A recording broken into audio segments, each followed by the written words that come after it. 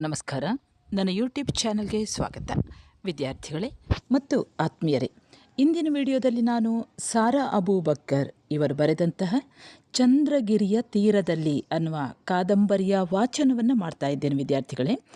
ವಿದ್ಯಾರ್ಥಿಗಳೇ, ಈ ಒಂದು ಚಂದ್ರಗಿರಿಯ ತೀರದಲ್ಲಿ ಅನ್ನುವಂತಹ ಕಾದಂಬರಿಯ ಪ್ರಶ್ನೋತ್ತರಗಳನ್ನು ಇನ್ನೊಂದು ವಿಡಿಯೋದಲ್ಲಿ ಹಾಕ್ತೇನೆ. ಆದರೆ ಅದಕ್ಕಿಂತ ಮೊದಲು ಈ ಒಂದು ಕಾದಂಬರಿಗೆ ಸಂಬಂಧಿಸಿದ ಹಾಗೆ ಯಾವೆಲ್ಲ ಪ್ರಶ್ನೆಗಳು ಬರ್ತವೆ ಅನ್ನುವಂಥದ್ದನ್ನು ನೋಡ್ತಾ ಹೋಗೋಣ. ಮೊದಲ ಪ್ರಶ್ನೆ, ಚಂದ್ರಗಿರಿಯ ತೀರದಲ್ಲಿ ಕಾದಂಬರಿಯ ವಸ್ತು ಮತ್ತು ಆಶಯವನ್ನು ವಿವರಿಸಿರಿ. ಎರಡನೇ ಪ್ರಶ್ನೆ, ಧರ್ಮದ ಹೆಸರಿನಲ್ಲಿ ಜರುಗುವ ಶೋಷಣೆಯನ್ನು ಸಾರಾರವರ ಚಂದ್ರಗಿರಿಯ ತೀರದಲ್ಲಿ ಕಾದಂಬರಿಯ ಹಿನ್ನೆಲೆಯಲ್ಲಿ ವಿಶ್ಲೇಷಿಸಿರಿ. ಮೂರನೆಯ ಪ್ರಶ್ನೆ, ಅಳಿಯ ಮತ್ತು ಮಾವನ ಮಾನಸಿಕ ಸಂಘರ್ಷದಿಂದಾಗಿ ನಾದಿರಾಳು ಅನುಭವಿಸಿದ ತೊಂದರೆಗಳ ಪರಿಯನ್ನು ವಿಶದಪಡಿಸಿರಿ. ನಾಲ್ಕನೇ ಪ್ರಶ್ನೆ, ಮುಗ್ಧತೆ, ಅಜ್ಞಾನ, ಸಣ್ಣತನಗಳಿಂದಾಗಿ ನಾದಿರಾಳ ಬದುಕು ಆಹುತಿಯಾದ ಬಗೆಯನ್ನು ಕಾದಂಬರಿ ಚಿತ್ರಿಸಿರುವ ರೀತಿಯನ್ನು ಪರಿಶೀಲಿಸಿ.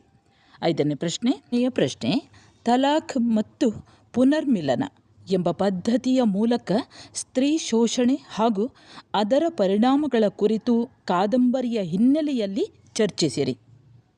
ಆತ್ಮೀಯರೇ, ಈ ಒಂದು ಕಾದಂಬರಿಯ ವಾಚನವನ್ನು ನಾನು ಯಾಕೆ ಮಾಡ್ತಾ ಇದ್ದೇನೆ ಅಂದರೆ, ಸಾರಾ ಅಬೂಬಕ್ಕರ್ ಅವರು ಬರೆದ ಮುಸ್ಲಿಂ ಹುಡುಗಿ ಶಾಲೆ ಕಲಿತದ್ದು ಅನ್ನುವಂತಹ ಕಥೆಯ ವಾಚನವನ್ನು ಮಾಡಿದ್ದೆ. ಆ ವಾಚನವನ್ನು ಕೇಳಿ ಕೆಲವರು ಸಾರಾ ಅಬೂಬಕ್ಕರ್ ಅವರ ಚಂದ್ರಗಿರಿಯ ತೀರದಲ್ಲಿ ಅನ್ನುವಂತಹ ಕಾದಂಬರಿಯ ವಾಚನವನ್ನು ಮಾಡಿ ಅಂತ ಹೇಳಿದ್ದಾರೆ. ಅದೇ ವಾಚನವನ್ನು ಮಾಡುವಂಥದ್ದು ಭಾಳ ಕಷ್ಟ. ಯಾಕಂದರೆ ಹಲವಾರು ವಿಡಿಯೋಗಳನ್ನು ಮಾಡಬೇಕಾಗ್ತದೆ, ಸಮಯವನ್ನು ತುಂಬ ಮೀಸಲಿಡಬೇಕಾಗ್ತದೆ. ತೊಂದರೆ ಇಲ್ಲ, ಸಹೃದಯ ಓದುಗರಿಗೆ ಒಂದು ಅನುಕೂಲವಾಗಲಿ ಮತ್ತು ವಿದ್ಯಾರ್ಥಿಗಳಿಗೂ ಕೂಡ ಅನುಕೂಲವಾಗಲಿ ಅನ್ನುವಂಥ ಉದ್ದೇಶದಿಂದ ಈ ಕಾದಂಬರಿಯ ವಾಚನದಲ್ಲಿ ತೊಡಗಿದ್ದೇನೆ. ಸರಿ, ಪ್ರಾರಂಭಿಸೋಣ. ಚಂದ್ರಗಿರಿ ನದಿಯು ಪಶ್ಚಿಮ ಘಟ್ಟದಲ್ಲಿ ಹುಟ್ಟಿ ಪಶ್ಚಿಮಾಭಿಮುಖವಾಗಿ ಹರಿದು ಅರಬ್ಬಿ ಸಮುದ್ರವನ್ನು ಸೇರುತ್ತದೆ. ಕಡಲನ್ನು ಸೇರುವುದಕ್ಕೆ ಮೊದಲು ಒಂದು ಕಡೆ ಇದು ಪಾತ್ರವನ್ನು ಬದಲಿಸಿ ಉತ್ತರದಿಂದ ದಕ್ಷಿಣಕ್ಕೆ ಹರಿದು ಆಮೇಲೆ ಪುನಃ ಪಶ್ಚಿಮಕ್ಕೆ 1-2 ಮೈಲು ಹರಿದು ಕಡಲನ್ನು ಸೇರುತ್ತದೆ. ಈ ಉತ್ತರ ದಕ್ಷಿಣವಾಗಿ ಹರಿಯುವ ಜಾಗದ ಪೂರ್ವಕ್ಕಿರುವ ಊರು ಕಿಳಿಯೂರು, ಪಶ್ಚಿಮದ ಭಾಗ ಬಾಗೋಡು. ಮೊಹಮ್ಮದ್ ಖಾನರ ಮನೆ ಇರುವುದು ಚಂದ್ರಗಿರಿಯ ಪೂರ್ವ ಭಾಗದ ಕಿಳಿಯೂರು ಗ್ರಾಮದಲ್ಲಿ. ನದಿ ತೀರದಲ್ಲಿರುವ 1 ಎಕರೆ ತೆಂಗಿನ ತೋಟ ಮತ್ತು ಅದರ ಮಧ್ಯದಲ್ಲಿರುವ ಮನೆ ಮೊಹಮ್ಮದ್ ಖಾನರಿಗಿರುವ ಏಕೈಕ ಆಸ್ತಿ. 1-2 ದನಗಳು, 3-4 ಆಡುಗಳು, ಅವುಗಳ ಮರಿಗಳು ಮತ್ತು ಒಂದಷ್ಟು ಕೋಳಿಗಳು. ಇವೆಲ್ಲ ಮೊಹಮ್ಮದ್ ಖಾನರ ಹೆಂಡತಿ ಫಾತಿಮಳ ಚರ ಆಸ್ತಿ. ತೆಂಗಿನಕಾಯಿಗಳನ್ನು ಮಾರುವುದು, ತೆಂಗಿನ ಗರಿಗಳನ್ನು ಗಂಡ ಹೆಂಡತಿ ಇಬ್ಬರೂ ಹೆಣೆದು ಮಾರುವುದು, ದನ, ಆಡು ಇವುಗಳ ಹಾಲು ಮಾರುವುದು, ಕೋಳಿ ಮತ್ತು ಮೊಟ್ಟೆ ಮಾರುವುದು ಇವು ಇವರ ವ್ಯಾಪಾರ. ಮನೆಯ ಖರ್ಚು ವೆಚ್ಚಗಳೆಲ್ಲಕ್ಕೂ ಈ ಆದಾಯವೇ ಮೂಲ. ಮೊಹಮ್ಮದ್ ಖಾನ್ ಸ್ವಲ್ಪ ಒರಟು ಸ್ವಭಾವದವರು, ಮುಂಗೋಪಿ. ತನ್ನ ಮಾತೇ ನಡೆಯಬೇಕು ಎಂಬ ಹಠ. ಕಷ್ಟಪಟ್ಟು ಯಾವ ಕೆಲಸವನ್ನು ಮಾಡುತ್ತಿರಲಿಲ್ಲ. ಫಾತಿಮಾ ರಾತ್ರಿ ಹಗಲು ಕಷ್ಟಪಡುವುದರಿಂದ ಹೇಗೋ ಸಂಸಾರ ನಡೆಯುತ್ತಿತ್ತು. ಅಲ್ಲದೆ ಈಗ ಚಿಕ್ಕ ಮಗಳು ಜಮೀಲ ಬೀಡಿ ಕಟ್ಟಲು ಕಲಿತಿದ್ದಳು. ಬೀಡಿಗೆ ಬೇಕಾದ ಸಾಮಾನುಗಳನ್ನು ಅಂಗಡಿಯಿಂದ ತರುವುದು, ಕಟ್ಟಿದ ಬೀಡಿಗಳನ್ನು ಅಂಗಡಿಗೆ ತಲುಪಿಸುವುದು, ಅದರ ಹಣ ವಸೂಲಿ ಮಾಡಿಕೊಂಡು ಮನೆಗೆ ಬೇಕಾದ ಸಾಮಾನುಗಳನ್ನು ತರುವುದು ಮೊಹಮ್ಮದ್ ಖಾನರ ಕೆಲಸ. ಮೊಹಮ್ಮದ್ ಖಾನರ ಮೊದಲ ಮಗಳು ನಾದಿರ ಮದುವೆಯಾಗಿ ಗಂಡನ ಮನೆಯಲ್ಲಿದ್ದಳು. ಒಂದು ಮಗುವೂ ಇತ್ತು. ಇವಳ ಗಂಡನ ಮನೆ ಇರುವುದು ನದಿಯ ಪಶ್ಚಿಮ ಭಾಗದಲ್ಲಿ. ಕಿಳಿಯೂರಿನ ಕಡವಿನಲ್ಲಿ ದೋಣಿಯಲ್ಲಿ ಕುಳಿತು ನದಿ ದಾಟಿದರೆ ಸಿಕ್ಕುವುದು ಬಾಗೋಡು ಗ್ರಾಮ. ಅಲ್ಲಿಂದ ಉತ್ತರಕ್ಕೆ 1-2 ಮೈಲಿ ನಡೆದರೆ ಸಿಕ್ಕುವುದು ಮಣಿಪುರ ಪಟ್ಟಣ. ಈ ಪಟ್ಟಣದಲ್ಲಿ ನಾದಿರಾಳ ಗಂಡ ರಶೀದ್ ಚಿಕ್ಕದೊಂದು ಅಂಗಡಿ ಇಟ್ಟುಕೊಂಡು ವ್ಯಾಪಾರ ಮಾಡುತ್ತಿದ್ದನು. ಪಟ್ಟಣದಿಂದ ಇವನ ಮನೆಗೆ ಸುಮಾರು 3 ಮೈಲಿ ನಡೆಯಬೇಕಿತ್ತು, ಇಲ್ಲವೇ ಬಸ್ಸಿನಲ್ಲಿ ಹೋಗಬೇಕು. ಈ ಊರಿನ ಹೆಸರು ಕಾವಳ್ಳಿ. ಅಲ್ಲಿ 1 ಎಕರೆ ತೆಂಗಿನ ತೋಟ, ಒಂದಷ್ಟು ಬಾಳೆ ಮತ್ತು ಅಡಿಕೆ ಮರಗಳ ಮಧ್ಯೆ ಇವನ ಚಿಕ್ಕ ಮನೆ. ಮನೆಯಲ್ಲಿ ಅವನ ತಾಯಿ ಮತ್ತು ಹೆಂಡತಿಯಲ್ಲದೆ ಇನ್ಯಾರೂ ಇಲ್ಲ. ಈಗೊಂದು ಸುಂದರವಾದ ಗಂಡು ಮಗು. ತೋಟದ ವರಮಾನ ಮತ್ತು ವ್ಯಾಪಾರದಲ್ಲಿ ಸಿಕ್ಕಿದ ಲಾಭದಲ್ಲಿ ಸಂಸಾರ ತಾಪತ್ರಯವಿಲ್ಲದೆ ನಡೆಯುತ್ತಿತ್ತು. ರಶೀದ್ ನಾದಿರಾಳನ್ನು ಮದುವೆಯಾದಾಗ ಅವಳಿಗಿನ್ನೂ 14 ವರ್ಷ ತುಂಬಿರಲಿಲ್ಲ. ಆತನಿಗೆ 23 ವರ್ಷ ತುಂಬಿತ್ತು. ಒಬ್ಬಂಟಿಗಳಾದ ತಾಯಿಯ ಒತ್ತಾಯಕ್ಕೆ ಕಟ್ಟುಬಿದ್ದು ಆತನು ಮದುವೆಗೆ ಒಪ್ಪಿದನು. ಮಹಮ್ಮದ್ ಖಾನ್ ಮಗಳ ಮದುವೆಯನ್ನು ತಮ್ಮ ಕೈಲಾದಷ್ಟು ಅದ್ದೂರಿಯಾಗಿಯೇ ಮಾಡಿಕೊಟ್ಟಿದ್ದರು. ಹುಡುಗಿಯ ಮೈಮೇಲೆ 10 ಪವನಿನ ಚಿನ್ನದ ಒಡವೆ ಮತ್ತು 2,000 ರೂ ವರದಕ್ಷಿಣೆ ಇಷ್ಟನ್ನು ಕೊಟ್ಟು ಮದುವೆಯನ್ನು ಊರವರು ಮೆಚ್ಚುವಂತೆ ನೆರವೇರಿಸಿದರು. 100ಕ್ಕೆ 1 ಪವನು ಸಿಕ್ಕುತ್ತಿದ್ದ ಕಾಲ ಅದಾಗಿದ್ದುದರಿಂದ 10 ಪವನು ಕೊಡಲು ಅವರಿಗೇನೂ ತೊಂದರೆಯಾಗಿರಲಿಲ್ಲ. ರಶೀದ್ ತನಗೆ ಬಂದ ವರದಕ್ಷಿಣೆಯ ಹಣದಲ್ಲಿ ವಧುವಿಗೆ ಒಂದಷ್ಟು ಚಿನ್ನದ ಆಭರಣ ಮಾಡಿಸಿದನು. ಉಳಿದ ಹಣದಲ್ಲಿ ಅವಳಿಗೆ ಬೇಕಾದ ಬಟ್ಟೆ ಬರೆ ಖರೀದಿಸಿದನು. ಅದು ಆ ಊರಿನಲ್ಲಿರುವ ಪದ್ಧತಿ. ವಧುವಿಗೆ ಆಭರಣ ಮತ್ತು ಬಟ್ಟೆ ಬರೆ ಗಂಡನ ಮನೆಯಿಂದ ಅವರವರ ಅಂತಸ್ತಿಗೆ ತಕ್ಕಂತೆ ಬರಬೇಕು.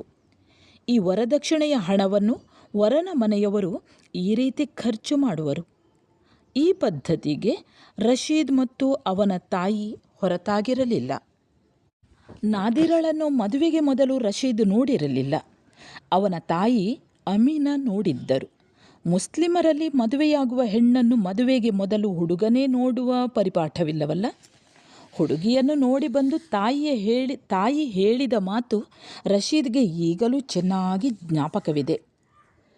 ನೋಡು ರಶಿ, ಹುಡುಗಿ ಇನ್ನೂ ಚಿಕ್ಕವಳಾದರೂ ನೋಡೋಕೆ ತುಂಬ ಚೆನ್ನಾಗಿದ್ದಾಳೆ. ದೊಡ್ಡ ಕಣ್ಣುಗಳು, ಕೇದಿಗೆಯ ಮೈಬಣ್ಣ ಎಲ್ಲವೂ ಇವೆ. ಕುರಾನ್ ಚೆನ್ನಾಗಿ ಓದಿ ತಿಳಿದುಕೊಂಡಿದ್ದಾಳೆ. 5 ಹೊತ್ತು ತಪ್ಪದೆ ನಮಾಜು ಮಾಡುತ್ತಾಳೆ. ಮದುವೆಯಾಗಬೇಕಾದ ಹುಡುಗಿಯರು ಹೇಗಿರಬೇಕೋ ಹಾಗಿದ್ದಾಳೆ. 15-16 ವರ್ಷಕ್ಕೆಲ್ಲ ಅವಳು ತುಂಬ ಸುಂದರಿಯಾಗುತ್ತಾಳೆ. ಅಷ್ಟು ಚಿಕ್ಕ ಹುಡುಗಿ ನನಗೆ ಬೇಡಮ್ಮ ಎಂದು ಅವನೆಂದಾಗ ತಾಯಿ ಕೇಳಿದ್ದಳು, ಇನ್ನೇನು ಅವಳ ಅಜ್ಜಿಯನ್ನು ಮದುವೆಯಾಗುತ್ತೀಯಾ? ನನ್ನನ್ನು ನಿನ್ನ ತಂದೆ ನಿಕ್ಕಾ ಮಾಡಿದಾಗ ನನಗೆ 10 ವರ್ಷ. ತಾಯಿ ಹೀಗಂದಿದ್ದರೂ ಹುಡುಗಿ ತುಂಬ ಚಿಕ್ಕವಳು ಎಂಬುದು ಅವನ ಮನಸ್ಸಿನಲ್ಲಿ ಇನ್ನೂ ಕುಟುಕುತ್ತಲೇ ಇತ್ತು. ಆದರೆ ತಾಯಿಯ ಮಾತಿಗೆ ಎದುರಾಡಲಾಗದೆ ಅವನು ಮದುವೆಗೆ ಸಮ್ಮತಿಸಿದ್ದನು. ಆತನು ಪ್ರಥಮ ಬಾರಿ ಆಕೆಯನ್ನು ನೋಡಿದ್ದು ವಿವಾಹವಾದ ರಾತ್ರಿ. ಕೆಲವು ಹೆಂಗಸರು ಸೇರಿಕೊಂಡು ಜನಪದ ಹಾಡುಗಳನ್ನು ಹಾಡಿಕೊಂಡು ಹುಡುಗಿಯನ್ನು ಬಲವಂತದಿಂದ ಕೋಣೆಯೊಳಗೆ ತಳ್ಳಿ ಬಾಗಿಲೆಳೆದುಕೊಂಡು ಹೊರಗಿನಿಂದ ಚಿಲಕ ಹಾಕಿದಾಗ ಆಕೆ ತನ್ನೆರಡೂ ಕೈಗಳಿಂದ ಮುಖ ಮುಚ್ಚಿಕೊಂಡು ಬಿಕ್ಕಿ ಬಿಕ್ಕಿ ಅಳತೊಡಗಿದಳು. ಮೈತುಂಬ ಚಿನ್ನದ ಒಡವೆಗಳನ್ನು ಹಾಕಿಕೊಂಡು ಜರಿಯಿರುವ ಬನಾರಸ್ ಸೀರೆಯುಟ್ಟು ಅದರ ಸೆರಗನ್ನು ತಲೆ ತುಂಬ ಹೊದ್ದುಕೊಂಡು ಗೋಡೆಗೆ ಮುಖ ಮಾಡಿ ಮುಖ ಮುಚ್ಚಿಕೊಂಡು ಅಳುತ್ತಿರುವ ಆ ಪುಟ್ಟ ಹುಡುಗಿಯನ್ನು ಹೇಗೆ ಸಂತೈಸಬೇಕೋ ರಶೀದ್ಗೆ ತಿಳಿಯಲಿಲ್ಲ. ಹಾಸಿಗೆಯಲ್ಲಿ ಕುಳಿತಿದ್ದ ಆತನು ಕೆಲವು ಕ್ಷಣ ಆಕೆಯನ್ನು ದಿಟ್ಟಿಸಿದನು. ಬಳಿಕ ನಿಧಾನವಾಗಿ ಎದ್ದು ಆಕೆಯ ಬಳಿಗೆ ಹೋದನು. ತನ್ನ ಹಿಂದೆ ಕಾಲಸಪ್ಪಳ ಕೇಳಿಸಿದ್ದಕ್ಕೋ ಏನೋ ಆಕೆಯ ಅಳು ಇನ್ನೂ ಜೋರಾಯಿತು. ನಾದಿರ, ಬಹಳ ಮೆತ್ತಗೆ ರಶೀದ್ ಆಕೆಯ ಹೆಸರನ್ನು ಉಚ್ಚರಿಸಿದನು. ತನ್ನವಳಾದ ಹುಡುಗಿಯ ಮುಖ ಹೇಗಿರಬಹುದು ಎಂದು ನೋಡುವ ತವಕ ಅವನದ್ದಾಗಿತ್ತು. ಇನ್ನೇನು ತನ್ನ ಮೈಮೇಲೆ ಹುಲಿಯೋ ಕರಡಿಯೋ ಬೀಳಬಹುದು ಎಂದು ಭಯದಿಂದ ಕಂಗಾಲಾಗಿದ್ದವಳಿಗೆ ಈ ಬಹುಮೆತ್ತಗಿನ ತಂಪನ್ನು ಎರೆಯುವ ಸ್ವರ ಕಿವಿಗೆ ಬಿದ್ದಾಗ ಇದು ತೀರ ಅನಿರೀಕ್ಷಿತವಾಗಿದ್ದ ಅವಳಿಗೆ ಏನು ಮಾಡಬೇಕೆಂದು ತೋರಲಿಲ್ಲ. ತಲೆಯ ಮೇಲಿನ ಮುಸುಕೂ ಸರಿಯಲಿಲ್ಲ. ನನ್ನನ್ನು ಕಂಡರೆ ಭಯವೇ? ನಾನೇನು ಹುಲಿಯೇ? ರಶೀದ್ ಅದೇ ಮೆತ್ತಗಿನ ದನಿಯಲ್ಲಿ ಕೇಳಿದಾಗಲೂ ಆಕೆ ಹಾಗೇ ಗೊಂಬೆಯಂತೆ ಮುಖ ಮುಚ್ಚಿಕೊಂಡು ನಿಂತಳು. ಆತನು ನಿಧಾನವಾಗಿ ತಾನು ತಂದಿದ್ದ ಸೂಟ್ಕೇಸ್ ತೆರೆದು ಅದರೊಳಗಿಂದ ಒಂದೊಂದೇ ವಸ್ತುಗಳನ್ನು ಅಲ್ಲೇ ಇದ್ದ ಮೇಜಿನ ಮೇಲಿಡತೊಡಗಿದನು. ನೋಡು, ನಿನಗಾಗಿ ಏನೆಲ್ಲ ತಂದಿದ್ದೇನೆ ನೀನು ಮುಖ ಮುಚ್ಚಿಕೊಂಡರೆ ಇದನ್ನೆಲ್ಲ ಹೇಗೆ ನೋಡುತ್ತೀ? ಆಕೆ ಬೆರಳುಗಳ ಸಂದಿನಿಂದ ಮೆಲ್ಲಗೆ ನೋಡಿದಳು. ಮೈ ತುಂಬ ಜರಿಯ ಹೂಗಳಿದ್ದ ಕೆಂಬಣ್ಣದ ಸೀರೆಯಂತೂ ತುಂಬ ಚೆನ್ನಾಗಿತ್ತು. ಅದನ್ನೊಮ್ಮೆ ಕೈಯಿಂದ ಮುಟ್ಟಬೇಕೆನಿಸಿತು. ಆದರೆ ಅಲ್ಲೇ ಆತ ನಿಂತಿದ್ದಾನೆ. ಸುಗಂಧದೆಣ್ಣೆ, ಪೌಡರ್, ಸೆಂಟು, ರಿಬ್ಬನ್, ಏನೇನೋ ಸಾಮಾನುಗಳು ಆ ಪೆಟ್ಟಿಗೆಯಲ್ಲಿವೆ. ಒಂದು ಕ್ಷಣ ನಾದಿರಾ ತನ್ನನ್ನು ತಾನೇ ಮರೆತಳು. ಕೈ ಮುಖದಿಂದ ಕೆಳಗಿಳಿದು ಆ ಸೀರೆಯನ್ನು ಮುಟ್ಟಿತು. ನಿಧಾನವಾಗಿ ಆತನು ತನ್ನ ಕೈಯ ಮೇಲೆ ತನ್ನ ಕೈ ಇಟ್ಟು ಆ ಬೆರಳುಗಳನ್ನು ನೇವರಿಸಿದನು. ಕಣ್ಣೀರಿನಿಂದ ತೊಯ್ದ ಕೆನ್ನೆಗಳು ಮತ್ತು ಕಣ್ಣು ರೆಪ್ಪೆಗಳು ಆತನ ಪ್ರಥಮ ನೋಟಕ್ಕೆ ಎದುರಾದವು. ಕಣ್ಣಂಚಿನಿಂದ ಆತನನ್ನು ದಿಟ್ಟಿಸಿದಾಗ ಆತನು ಮಂದಸ್ಮಿತನಾಗಿ ತನ್ನೆಡೆಯೇ ನೋಡುತ್ತಿದ್ದನು. ಗಂಡನೆಂದರೆ ತಲೆಗೊಂದು ಮುಂಡಾಸು ಸುತ್ತಿಕೊಂಡು ದೊಡ್ಡ ಹೊಟ್ಟೆ, ಬೆಳ್ಳಗಿನ ಮೀಸೆ ಹೊತ್ತು ತಂದೆಯಂತೆ ಕಾಣುವ ಒಬ್ಬನಿರಬಹುದು ಎಂದುಕೊಂಡಿದ್ದವಳಿಗೆ ತನ್ನ ಗಂಡನ ಈ ರೂಪ ತೀರಾ ಅನಿರೀಕ್ಷಿತವಾಗಿತ್ತು. ಯಾಕೆಂದರೆ ಎದುರು ಮನೆಯ ಭಾನುವಿಗೆ ಅಂಥದೇ ಗಂಡ ಬಂದಿದ್ದನಲ್ಲ. ಸುಂದರವಾದ ಮುಖ, ಕುಡಿ ಮೀಸೆ, ಬಾಚಿದ ಕ್ರಾಪು, ಎಲ್ಲಕ್ಕಿಂತಲೂ ಆ ಮಂದಹಾಸ. ಆ ಪ್ರಥಮ ನೋಟದಲ್ಲಿ ಇಬ್ಬರ ಹೃದಯದ ಹಕ್ಕಿಗಳು ಗರಿಕೆದರಿ ಕುಣಿದವು. ಆಗ ರಶೀದ್ಗೆ ಧೈರ್ಯ ಬಂತು. ನಿಧಾನವಾಗಿ ಅವಳ ಕೈಯನ್ನು ತನ್ನ ಕೈಯಲ್ಲಿ ತೆಗೆದುಕೊಂಡು ತನ್ನ ಕರ್ಚೀಫಿನಿಂದ ಅವಳ ಕೆನ್ನೆಯನ್ನು ಒರೆಸಿದನು. ನಾನೇನು ನಿನ್ನನ್ನು ಹೊಡೆಯುತ್ತೇನೆಯೇ? ಯಾಕೆ ಅಳುತ್ತಿ? ಉತ್ತರವೇ ಇಲ್ಲ. ಸುಮ್ಮನೆ ತಲೆ ಕೆಳಗೆ ಹಾಕಿ ನಿಂತುಬಿಟ್ಟಳು. ನಾನೆಂದರೆ ನಿನಗಿಷ್ಟವಿಲ್ಲವೇ? ಹಾಗಾದರೆ ನಾನು ನಮ್ಮ ಮನೆಗೆ ಹೋಗಲೇ? ರಶೀದ್ ಒಂದು ಬಾಣ ಬಿಟ್ಟನು. ಇವರೆಷ್ಟು ಒಳ್ಳೆಯವರು, ತನಗಾಗಿ ಏನೆಲ್ಲ ತಂದಿದ್ದಾರೆ. ಅಂಥವರೊಡನೆ ತಾನು ಸರಿಯಾಗಿ ಮಾತನಾಡದೆ ಹೋದರೆ ಅವರು ಏನೆಂದುಕೊಳ್ಳುವರು? ನಾನು ಹೋಗಲೇ? ಆತನು ಇನ್ನೊಮ್ಮೆ ಕೇಳಿದನು. ಕಣ್ಣಂಚಿನಿಂದ ಅವನನ್ನು ನೋಡುತ್ತಾ ಆಕೆ ತಲೆಯಲುಗಿಸಿದಳು. ಎಲ್ಲಿ? ಹಾಗಾದರೆ ನನಗೊಮ್ಮೆ ಸರಿಯಾಗಿ ಮುಖ ತೋರಿಸು. ನಿಧಾನವಾಗಿ ಹತ್ತಿರ ಬಂದು ಆಕೆಯ ಕಿವಿಯಲ್ಲಿ ಉಸುರಿದಾಗ ಯಾವುದೋ ಸುಖದ ಅನುಭವವಾಗಿತ್ತು. ಆಕೆಯ ತಲೆಯ ಸೆರಗು ಜಾರಿತು. ನಿಧಾನವಾಗಿ ಆತನ ಬಾಹುಗಳು ಅವಳನ್ನು ಬಳಸಿದಾಗ ಅವಳಿಗೇನೂ ಭಯವಾಗಲಿಲ್ಲ. ಆ ತುಟಿಗಳು ಕೆನ್ನೆಯ ಮೇಲೆ ಓಡಾಡಿದಾಗ, ಕುಡಿಮೀಸೆ ಕೆನ್ನೆಯನ್ನು ಚುಚ್ಚಿದಾಗ ಆಕೆ ಮೈಮರೆತಳು. ಇನ್ನಷ್ಟು ಹೊತ್ತು ಆ ಎದೆಯನ್ನು ಹೊರಗೆ ನಿಲ್ಲಬೇಕೆನಿಸಿತು. ನಾದಿರಾ, ನನ್ನನ್ನು ಕಂಡರೆ ಈಗಲೂ ಭಯವಾಗುತ್ತಿದೆಯೇ? ತನ್ನ ಬಾಹುಗಳಲ್ಲಿ ಅಡಗಿಸಿಕೊಂಡು ಆತ ಕೇಳಿದಾಗ, ಇಲ್ಲ, ನನಗಿನ್ನೆಂದೂ ಭಯವಾಗದು ಎಂದು ಹೇಳಬೇಕೆನಿಸಿತು ಆಕೆಗೆ. ಆದರೆ ನಾಚಿಕೆಯಿಂದ ಮಾತುಗಳು ಗಂಟಲಲ್ಲೇ ಉಳಿಯಿತು. ನನ್ನ ಮನೆಗೆ ಯಾವಾಗ ಬರುತ್ತೀಯಾ ಎಂದು ಆತ ಕೇಳಿದಾಗ ಆಕೆ ಕೂಡಲೇ, ನೀವು ಯಾವಾಗ ಕರ್ಕೊಂಡು ಹೋದರೆ ಆವಾಗ ಬರುತ್ತೇನೆ ಎಂದು ಆತನ ಎದೆಯಲ್ಲಿ ಮುಖ ಹುದುಗಿಸಿದಳು.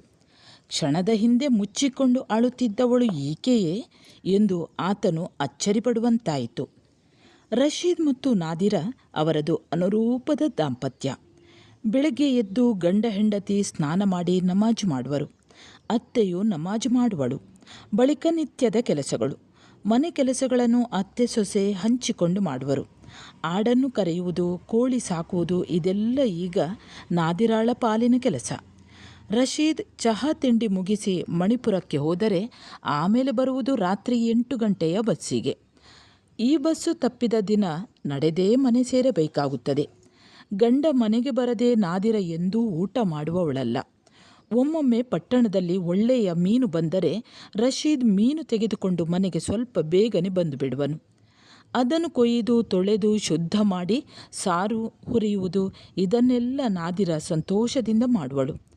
ರಾತ್ರಿಯ ಕೊನೆಯ ನಮಾಜ್ ಆದ ಮೇಲೆ ಎಲ್ಲರೂ ಊಟ ಮಾಡುವರು. ಇದು ಇವರ ನಿತ್ಯದ ದಿನಚರಿ. ಶುಕ್ರವಾರ ರಶೀದ್ ಅಂಗಡಿಗೆ ಹೋಗುವುದಿಲ್ಲ. ಮನೆಯಲ್ಲೇ ಇದ್ದು ತೋಟದಲ್ಲಿ ಏನಾದರೂ ಕೆಲಸ ಮಾಡುವನು. ಅಡಿಕೆ ಗಿಡಗಳ ಬುಡ ಸರಿ ಮಾಡುವುದು, ಅವುಗಳಿಗೆ ನೀರು ಹಾಕುವುದು, ತೆಂಗಿನ ಗರಿಗಳನ್ನು ಒಟ್ಟುಗೂಡಿಸುವುದು, ಅವುಗಳನ್ನು ಸೌದೆಯಂತೆ ಚಿಕ್ಕ ಚಿಕ್ಕ ತುಂಡು ಮಾಡುವುದು ಮೊದಲಾದ ಕೆಲಸಗಳನ್ನೆಲ್ಲ ಮಾಡುವನು. ಈ ಕೆಲಸಗಳಿಗೆ ನಾದಿರ ಕೂಡ ಗಂಡನಿಗೆ ಸಹಾಯ ಮಾಡುವಳು. ತೆಂಗಿನ ಗರಿಗಳನ್ನು ಹೆಣೆಯುವ ಕೆಲಸವನ್ನು ಮಾತ್ರ ನಾದಿರ ಮತ್ತು ಅತ್ತೆ ಮಾಡುವರು. ಮಧ್ಯಾಹ್ನವಾಗುವಾಗ ರಶೀದ್ ಮಸೀದಿಗೆ ಹೋಗಿ ನಮಾಜ್ ಮಾಡಿ ಬರುವನು. ಶುಕ್ರವಾರ ಸಾಯಂಕಾಲ ಮಾತ್ರ ಮಣಿಪುರಕ್ಕೆ ಹೋಗಿ ಒಂದು ಸಿನಿಮಾ ನೋಡಿ ಬರುವನು. ಒಮ್ಮೆ ನಾದಿರ ಕೇಳಿದ್ದಳು, ಸಿನಿಮಾ ಎಂದರೆ ಹೇಗಿರುತ್ತದೆ ಎಂದರೆ? ಒಮ್ಮೆ ನನ್ನನ್ನು ಕರ್ಕೊಂಡು ಹೋಗಿ. ಯಾಕೋ ಈ ಮಾತು ಆಮೇಲೆ ರಶೀದ್ನನ್ನು ಯಾವಾಗಲೂ ಚುಚ್ಚತೊಡಗಿತ್ತು. ಅವನು ಸಿನಿಮಾಕ್ಕೆ ಹೋದರೂ ಅವನಿಂದ ಮನಸ್ಸಿಟ್ಟು ಚಿತ್ರ ನೋಡಲಾಗುತ್ತಿರಲಿಲ್ಲ. ನಾದಿರ ಅವನೊಡನೆ ಈ ಮಾತು ಹೇಳಿ ಅದನ್ನು ಮರೆತಿದ್ದಳು. ಆದರೆ ಅವನಿಂದ ಅದನ್ನು ಮರೆಯಲು ಸಾಧ್ಯವಾಗಲಿಲ್ಲ. ಆದರೆ ಮುಸ್ಲಿಂ ಹೆಂಗಸರು ಯಾರೂ ಅಲ್ಲಿ ಚಿತ್ರಮಂದಿರಗಳಿಗೆ ಹೋಗುತ್ತಿರಲಿಲ್ಲವಾದ ಕಾರಣ ಅವಳನ್ನು ಕರೆಕೊಂಡು ಹೋಗುವುದು ಕನಸಿನ ಮಾತಾಗಿತ್ತು. ಆದರೆ ಇತ್ತೀಚೆಗೆ ಅವನಿಗೆ ಚಿತ್ರದಲ್ಲಿ ಆಸಕ್ತಿ ಕಮ್ಮಿಯಾಗತೊಡಗಿತು. ಶುಕ್ರವಾರ ಸಂಜೆಗಳಲ್ಲಿ ಹಿತ್ತಲು ತೋಟದಲ್ಲೇ ಏನಾದರೂ ಕೆಲಸ ಮಾಡುವುದು, ಇಲ್ಲವೇ ನಾದಿರಾಳ ಜೊತೆಯಲ್ಲಿ ಕುಳಿತುಕೊಂಡು ಹರಟೆ ಹೊಡೆಯುವುದು, ಇದೇ ಅವನಿಗೆ ಚಿತ್ರಕ್ಕಿಂತಲೂ ಹೆಚ್ಚಿನ ಸಂತೋಷವನ್ನು ಕೊಡುತ್ತಿತ್ತು. ಓದು ಬರಹ ಬಲ್ಲವನಾಗಿದ್ದುದರಿಂದ ಇತ್ತೀಚೆಗೆ ಪತ್ರಿಕೆಗಳನ್ನು ಓದಲು ಪ್ರಾರಂಭಿಸಿದ್ದನು ಮತ್ತು ನಾದಿರಾಗೂ ಓದು ಕಲಿಸಲು ಪ್ರಯತ್ನಿಸುತ್ತಿದ್ದನು. ಈ ವಾತಾವರಣದಲ್ಲಿದ್ದ ನಾದಿರಾಗೆ ತಾಯಿಯ ಮನೆಯ ನೆನಪಾಗುತ್ತಿದ್ದುದೇ ಕಡಿಮೆ. ಅವಳೀಗ ಪರಮಸುಖಿ. ಗಂಡನನ್ನು ಯಾವುದಕ್ಕೂ ಪೀಡಿಸುತ್ತಿರಲಿಲ್ಲ. ಹಬ್ಬಕ್ಕೆ ತನಗೆ ಸೀರೆ ಬೇಡವೆಂದರೂ ಕೇಳದೆ ಗಂಡನು ಸೀರೆ ತರುತ್ತಿದ್ದನು. ಮುಖ ಸ್ವಲ್ಪ ಬಾಡಿದಂತಿದ್ದರೂ ಅತ್ತೆ ಕೇಳುವರು, ಯಾಕಮ್ಮ ನಾದಿರ, ಮೈ ಹುಷಾರಿಲ್ಲವೇ? ಈ ಅತ್ತೆ ಮತ್ತು ಗಂಡನನ್ನು ಬಿಟ್ಟು ತವರಿಗೆ ಹೋದರೆ ಒಂದೇ ದಿನದಲ್ಲಿ ತಂದೆಯನ್ನು ಜೊತೆ ಮಾಡಿಕೊಂಡು ವಾಪಸ್ಸು ಬಂದು ಬಿಡುವಳು, ಇಲ್ಲವೇ ಗಂಡನೇ ಹೋಗಿ ಕರೆದುಕೊಂಡು ಬರುವನು. ಅವಳೊಬ್ಬಳೇ ಎಂದೂ ಚಂದ್ರಗಿರಿ ನದಿಯನ್ನು ದಾಟಿರಲಿಲ್ಲ. ಸ್ವಂತದ ಗಂಡಸರೊಬ್ಬರಿಲ್ಲದೆ ದೋಣಿಯಲ್ಲಿ ಕುಳಿತು ನದಿ ದಾಟುವುದು ಸಾಧ್ಯವೂ ಇರಲಿಲ್ಲ. ಈಗ ನಾದಿರ ಒಂದು ಗಂಡು ಮಗುವಿನ ತಾಯಿ. ಮಗುವಿಗೆ 6 ತಿಂಗಳಾಗಿದೆ. ಮಗುವಿಗೆ 3 ತಿಂಗಳಾಗುತ್ತಲೂ ನಾದಿರಾಗೆ ತಾಯಿಯ ಮನೆ ಬೇಸರ ತರಿಸಿತ್ತು. ಗಂಡನು ವಾರಕ್ಕೆ 1-2 ಸಲ ಬರುತ್ತಿದ್ದರೂ ಅವಳಿಗೆ ಮಗುವಿಗೆ ಬೇಕಾದುದನ್ನೆಲ್ಲ ತರುತ್ತಿದ್ದರೂ ಬಂದ ಅರ್ಧ ಗಂಟೆಗೆಲ್ಲ ಅವನು ಹೊರಟು ಬಿಡುತ್ತಿದ್ದನು. ಆದ್ದರಿಂದ ಅವನ ಸಾಮೀಪ್ಯಕ್ಕಾಗಿ ಅವಳು ಹಾತೊರೆಯತೊಡಗಿದಳು. ಅಲ್ಲದೆ ಇತ್ತೀಚೆಗೆ ತಾಯಿಯ ಮನೆಯ ಸ್ಥಿತಿಯೂ ಅಷ್ಟೇನೂ ಸುಗಮವಾಗಿರಲಿಲ್ಲ. ತಂದೆ ತಂಗಿ ಜಮೀಲೆಗೆ ವರ ಹುಡುಕುವ, ಮದುವೆ ಮಾಡುವ ಪ್ರಯತ್ನದಲ್ಲಿದ್ದರು. ಹಾಗೂ ಹೀಗೂ ನಾದಿರಾಗೆ ಕೊಟ್ಟಷ್ಟೇ ಚಿನ್ನದ ಆಭರಣ ಮಾಡಿಸಿದ್ದರು. ಆದರೆ ವರದಕ್ಷಿಣೆಯ ಹಣ ಒಟ್ಟು ಮಾಡುವುದೇ ಕಷ್ಟವಾಗಿತ್ತು. ಎಂದಾದರೊಮ್ಮೆ ಮನೆಗೆ ಮೀನು ತರುವರು. ತಾಯಿ ಕಷ್ಟಪಟ್ಟು ಹೊಟ್ಟೆ ಬಟ್ಟೆ ಕಟ್ಟಿ ಹಣ ಉಳಿತಾಯ ಮಾಡುವುದನ್ನು ನೋಡುವಾಗ ನಾದಿರಾಗೆ ದುಃಖವಾಗುವುದು. ಆದರೆ ಅವಳೇನೂ ಮಾಡುವಂತಿರಲಿಲ್ಲ. ತಾನು ಗಂಡನ ಮನೆಗೆ ಹೊರಟು ಹೋದರೆ ತನ್ನ ಭಾರವಾದರೂ ತನ್ನ ತಾಯಿಗೆ ಕಮ್ಮಿಯಾಗಬಹುದು ಎಂದು ಅವಳು ತಾಯಿಯೊಡನೆ ಹಾಗೆಯೇ ಅಂದಳು. ಉಮ್ಮ, ನಾನು ಕಾವಳ್ಳಿಗೆ ಹೋಗುತ್ತೇನೆ. ಏನು ಮಾತು ನಾದಿರ, ನಿನ್ನನ್ನು ಇಷ್ಟು ಬೇಗ ಕಳಿಸಿಬಿಟ್ಟರೆ ನಿನ್ನ ಗಂಡನ ಮನೆಯವರು ಏನೆಂದುಕೊಳ್ಳುವರು? ಮಗುವಿಗೆ 6 ತಿಂಗಳಾಗಲಿ, ಆಮೇಲೆ ಹೋಗೋಣ. ಅಂದರೆ ಇನ್ನೂ 3 ತಿಂಗಳು? ಅಬ್ಬಾ, ತನ್ನಿಂದ ಸಾಧ್ಯ ಇಲ್ಲ. ಅದೇ ದಿನ ಸಂಜೆಗೆ ರಶೀದ್ ಬಂದಾಗ ಅವಳು ಅವನೊಡನೆ ಗುಟ್ಟಾಗಿ ಅಂದಳು, ನೋಡಿ, ನನಗಿಲ್ಲಿ ತುಂಬ ಬೇಜಾರು. ಅಲ್ಲಿ ಮನೆಯಲ್ಲಿ ಕೂಡ ಅತ್ತೆ ಒಬ್ಬರೇ ಇದ್ದಾರೆ. ಅವರೇ ಬಂದು ನನ್ನ ತಾಯಿಯೊಡನೆ ನನ್ನನ್ನು ಕಳಿಸಿಕೊಡಿ ಅಂದರೆ ನನ್ನ ತಾಯಿ ಅಡ್ಡಿ ಮಾಡಲಾರರು. ನಾನು ಮನೆಗೆ ಬರುತ್ತೇನೆ. ಮೈ ತುಂಬ ಆಸೆ ಹೊತ್ತು ತನ್ನ ಮಗುವನ್ನು ಮಡಿಲಲ್ಲಿ ಮಲಗಿಸಿ ಎದೆ ಹಾಲು ಕೊಡುತ್ತಾ ತನ್ನ ಇನಿಯಳು ತನ್ನ ಮನೆಗೆ ಬರುವೆನೆಂದು ಕೇಳಿಕೊಳ್ಳುತ್ತಿರುವಾಗ ಹೃದಯವಿರುವ ಯಾವ ಗಂಡಸಿಗೆ ತಾನೇ ನಿರಾಕರಿಸಲು ಸಾಧ್ಯ? ಮರುದಿನ ಅಮೀನಾ ಬಂದಾಗ ಫಾತಿಮಾಗೆ ಆಶ್ಚರ್ಯ. ಮಗುವಿಗಿನ್ನೂ 6 ತಿಂಗಳಾಗಿಲ್ಲವಲ್ಲ, ಈಗಲೇ ಕರ್ಕೊಂಡು ಹೋಗುವಿರಾ? ಬೇಸರದಿಂದ ಕೇಳಿದಳು ಆಕೆ. ಬಳ್ಳಿಗೆ ಕಾಯಿ ಎಂದು ಭಾರವಲ್ಲವಲ್ಲ. ನನಗೆ ಒಬ್ಬಳೇ ಇದ್ದು ಬೇಜಾರಾಗುತ್ತದೆ. ರಶೀದ್ ಬೆಳಿಗ್ಗೆ ಹೋದರೆ ಮನೆ ಸೇರುವುದು ರಾತ್ರಿಯೇ. ನಿಮ್ಮ ಮಗಳು ನನಗೂ ಮಗಳಲ್ಲವೇ? ಅತ್ತೆ ಸೊಸೆಯನ್ನು ಬಿಟ್ಟು ಕೊಡಲಿಲ್ಲ. ಈ ಮಾತಿಗೆ ಫಾತಿಮಾ ಮೆತ್ತಗಾದಳು. ನಾದಿರ ಗಂಡನ ಮನೆಗೆ ಹೊರಟು ಹೋದಳು. ಜಮೀಲೆಯ ಮದುವೆಗೆ ವರದಕ್ಷಿಣೆಯ ಹಣಕ್ಕೆ ಎಷ್ಟು ಪ್ರಯತ್ನ ಪಟ್ಟರೂ 3,000 ರೂಪಾಯಿ ಕೂಡಿಸುವುದು ಮೊಹಮ್ಮದ್ ಖಾನರಿಂದ ಆಗಲಿಲ್ಲ. ಹುಡುಗನ ಮನೆಯವರು ಅವಸರಿಸಲು ಪ್ರಾರಂಭಿಸಿದರು. ನಾವು ಬೇರೆ ಹುಡುಗಿ ನೋಡುತ್ತೇವೆ ಎಂದು ಬೆದರಿಸಲಾರಂಭಿಸಿದರು. ಒಳ್ಳೆ ಹುಡುಗ, ಒಳ್ಳೆ ಸಂಬಂಧ, ಒಂದು ಚಿಕ್ಕ ವ್ಯಾಪಾರವೂ ಇದೆ. ಆ ಅಂಗಡಿಯಲ್ಲೇ ಕುಳಿತು ಬೇಡಿಯನ್ನು ಕಟ್ಟುತ್ತಾನೆ. ಹೇಗೂ ತಾಪತ್ರಯವಿಲ್ಲದೆ ಸಂಸಾರ ಸಾಗಿಸಬಹುದು. ಇದನ್ನು ಬಿಟ್ಟರೆ ಇನ್ನು ಇಂತಹ ಹುಡುಗ ಸಿಕ್ಕುವುದು ಕಷ್ಟ. ಒಂದು ದಿನ ಬೆಳಿಗ್ಗೆ ಮೊಹಮ್ಮದ್ ಖಾನ್ ಎದ್ದು ಚಹಾ ತಿಂಡಿ ಮಾಡಿ ಮುಗಿಸಿ ಫಾತಿಮ್ಮನೊಡನೆ ಹೇಳಿದರು, ನೋಡು, ನಾನು ಮಣಿಪುರಕ್ಕೆ ಹೋಗಿ ಬರುತ್ತೇನೆ. ರಶೀದ್ನ ಬಳಿ ಸ್ವಲ್ಪ ಕೆಲಸ ಇದೆ. ಬರುವುದು ಸಾಯಂಕಾಲವಾಗಬಹುದು. ಹಾಗೇ ಹೋಗಿ ನಾದಿರಳ ಮಗುವನ್ನು ನೋಡಿ ಬನ್ನಿ. ಅವಳು ಬರುವುದಾದರೆ ಕರೆದುಕೊಂಡು ಬನ್ನಿ. ಒಂದೆರಡು ದಿನ ಕಳೆದು ಕರಕೊಂಡು ಹೋಗಿಬಿಟ್ಟರಾಯಿತು. ಮಗುವನ್ನು 1-2 ಸಲ ಕನಸು ಕಂಡೆ. ಅವಳನ್ನು ಕರ್ಕೊಂಡು ಬರಬೇಕಾದರೆ ಟ್ಯಾಕ್ಸಿ ಮಾಡಿಕೊಂಡು ಬರಬೇಕು. ಸುಮ್ಮನೆ ಟ್ಯಾಕ್ಸಿಗೆ ದುಡ್ಡು ದಂಡ. ಹೇಗೂ ಮದುವೆಗೆ ಬಂದೇ ಬರುತ್ತಾಳಲ್ಲ, ಅಲ್ಲಿಯವರೆಗೂ ಸುಮ್ಮನಿರು ಗದರಿದರು ಖಾನ್. ಗಂಡನಿಗೆ ಎದುರಾಡಿಯೇ ಗೊತ್ತಿಲ್ಲದ ಫಾತಿಮ್ಮ ಸುಮ್ಮನಾದಳು. ಕಡವಿಗೆ ಮೊಹಮ್ಮದ್ ಖಾನ್ ಬಂದಾಗ ದೋಣಿ ಹೊರಡಲು ತಯಾರಾಗಿತ್ತು. ಅವರು ದೋಣಿ ಹತ್ತಿ ಕುಳಿತರು. ದೋಣಿಯಲ್ಲಿ ಇದ್ದವರೆಲ್ಲ ಮೊಹಮ್ಮದ್ ಖಾನರ ಪರಿಚಿತರು. ಚಿಕ್ಕ ಊರಾದ ಕಾರಣ ಎಲ್ಲರೂ ಒಬ್ಬರಿಗೊಬ್ಬರು ಪರಿಚಿತರಾಗಿದ್ದರು. ಹಾಗೆ ಎಲ್ಲರೂ ಲೋಕಾಭಿರಾಮವಾಗಿ ಮಾತನಾಡತೊಡಗಿದರು. ತಮ್ಮ ತಮ್ಮ ಕಷ್ಟ ಸುಖ, ಮಕ್ಕಳ ಮದುವೆ, ಹಣದ ತಾಪತ್ರಯ, ಬೆಳೆಗಳ ವಿಷಯ. ದೋಣಿ ಬಾಗೋಡು ಕಡವಿಗೆ ತಲುಪಿದ್ದೇ ತಿಳಿಯಲಿಲ್ಲ. ದೋಣಿಯಿಂದ ಇಳಿದು ಎಲ್ಲರೂ ತಮ್ಮ ತಮ್ಮ ಗುರಿಗಳತ್ತ ಹೊರಟರು. ಮೊಹಮ್ಮದ್ ಖಾನ್ ಉರಿ ಬಿಸಿಲಿಗಡ್ಡವಾಗಿ ಕೊಡೆ ಹಿಡಿದು ಮಣಿಪುರಕ್ಕೆ ಅಭಿಮುಖವಾಗಿ ಹೊರಟರು. ಅಳಿಯ ರಶೀದ್ನ ಅಂಗಡಿ ತಲುಪಿದಾಗ ಮಧ್ಯಾಹ್ನ 12 ಗಂಟೆಯಾಗಿತ್ತು. ಬಿಸಿಲಲ್ಲಿ ನಡೆದು ಬಂದುದರಿಂದ ತುಂಬ ಆಯಾಸವಾಗಿತ್ತು. ಆಗ ತಾನೇ ಸ್ನಾನ ಮಾಡಿ ಬಂದಂತೆ ಮೈಯಿಂದ ಬೆವರು ಸುರಿಯುತ್ತಿತ್ತು. ಅಂಗಡಿಯ ಅಂಗಳಕ್ಕೆ ಬಂದವರೇ ಆಯಾಸದಿಂದ ಅಲ್ಲೇ ಇದ್ದ ಒಂದು ಬೆಂಚಿನ ಮೇಲೆ ಕುಳಿತರು. ತಲೆಯಿಂದ ಮುಂಡಾಸನ್ನು ತೆಗೆದು ಬೆವರು ಒರೆಸಿಕೊಳ್ಳತೊಡಗಿದರು. ಅಳಿಯ ಎದ್ದು ನಿಂತು ಮಾವನಿಗೆ ಗೌರವ ಸೂಚಿಸಿದನು. ಪಕ್ಕದ ಅಂಗಡಿಯಿಂದ ತಾನೇ ಒಂದು ಎಳನೀರನ್ನು ತಂದುಕೊಟ್ಟನು. ಅತ್ತೆಯವರು ಸೌಖ್ಯವೇ ಎಂದು ಕೇಳಿದನು. ಸ್ವಲ್ಪ ಸುಧಾರಿಸಿಕೊಂಡ ಮೇಲೆ ಮೊಹಮ್ಮದ್ ಖಾನ್ ಮೊಮ್ಮಗುವಿನ ಕ್ಷೇಮ ಸಮಾಚಾರವನ್ನು ಕೇಳಿದರು. ಆಮೇಲೆ ಅಂಗಡಿಯಲ್ಲಿ ಯಾರೂ ಇಲ್ಲವೆಂದು ಖಚಿತಪಡಿಸಿಕೊಂಡು ಮಾವ ತಾವು ಬಂದ ಕಾರಣವನ್ನು ಅರುಹಿದರು. ನೋಡಪ್ಪ ರಶೀದ್, ನನ್ನ ಜಮೀಲೆಗೆ ಮದುವೆ ನಿಶ್ಚಯವಾದದ್ದು ನಿನಗೆ ಗೊತ್ತಲ್ಲ. ಈಗ ತುಂಬ ಕಷ್ಟಕ್ಕಿಟ್ಟುಕೊಂಡಿದೆ. ನನಗೆ ಗಂಡು ಮಕ್ಕಳಿಲ್ಲ. ನಿನ್ನೊಡನೆ ಹೇಳದೆ ಇನ್ಯಾರಿಗೆ ಹೇಳಲಿ ಎಂದು ಮಾತು ನಿಲ್ಲಿಸಿದರು. ರಶೀದ್ಗೆ ತಲೆಬುಡವೊಂದೂ ಅರ್ಥವಾಗಲಿಲ್ಲ. ಏನು ಮಾವ, ಬಿಡಿಸಿ ಹೇಳಿ. ಮದುವೆ ಮುರಿಯಿತೇನೋ ಎಂದು ಸಂಶಯಪಟ್ಟನು ಆತ. ಹೇಗೆ ಹೇಳಬೇಕೋ ತಿಳಿಯದೆ ಅವರು ಕೊಂಚ ಹೊತ್ತು ಮೌನ ತಾಳಿದರು. ಬಳಿಕ, ನೋಡು ಮಗು, ಈಗ 1-2 ರೂಪಾಯಿ ಬೇಕಾಗಿದೆ. ಎಲ್ಲ ಕಡೆ ಪ್ರಯತ್ನ ಪಟ್ಟೆ. ಹಾಗೂ ಹೀಗೂ 1,000 ರೂಪಾಯಿ ಕೂಡಿಸಿದೆ. ಉಳಿದದ್ದು ಎಲ್ಲೂ ಸಿಗಲಿಲ್ಲ. ಮದುವೆ ನಿಂತು ಹೋಗುವ ಹಾಗಾಗಿದೆ. ನೀನೀಗ ಹಣ ಕೊಟ್ಟರೆ 1-2 ವರ್ಷದಲ್ಲಿ ಹೇಗಾದರೂ ತೀರಿಸಲು ಪ್ರಯತ್ನಿಸುತ್ತೇನೆ. ಈಗ ರಶೀದ್ಗೆ ಎಲ್ಲವೂ ಅರ್ಥವಾಯಿತು. 1 ನಿಮಿಷ ಏನು ಮಾತನಾಡಬೇಕೆಂದು ತೋರದೆ ಪೆಚ್ಚಾಗಿ ನಿಂತನು.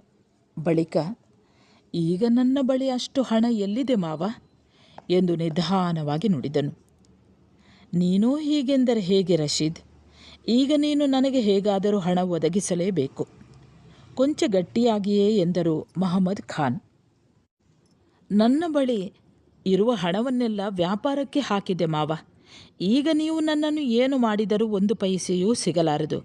ಅಲ್ಲದೆ ನಾನೇನು ಹಣದ ಬ್ಯಾಂಕ್ ಇಟ್ಟಿದ್ದೇನೆಯೇ? ಈ ಕೊನೆಯ ಮಾತು ಹೇಳದಿದ್ದರೂ ಆಗಿತ್ತು ಎಂದು ತೋಚಿತು ರಶೀದ್ನಿಗೆ. ಆದರೆ ಮಾತು ನಾಲಗೆಯಿಂದ ಜಾರಿತ್ತು. ಇನ್ನು ಅದನ್ನು ಪುನಃ ಬಾಯೊಳಗೆ ಹಾಕುವಂತಿಲ್ಲವಲ್ಲ. ಆದರೆ ಆಗುವ ಅನಾಹುತ ಆಗಿ ಹೋಯಿತು. ತಮ್ಮ ಅಳಿಯ ಕೂಡ ತಮ್ಮನ್ನು ಹೀಗೆ ತಿರಸ್ಕರಿಸಿ ಬಿಟ್ಟಾನೆಂದು ಮೊಹಮ್ಮದ್ ಖಾನ್ ನಿರೀಕ್ಷಿಸಿರಲಿಲ್ಲ.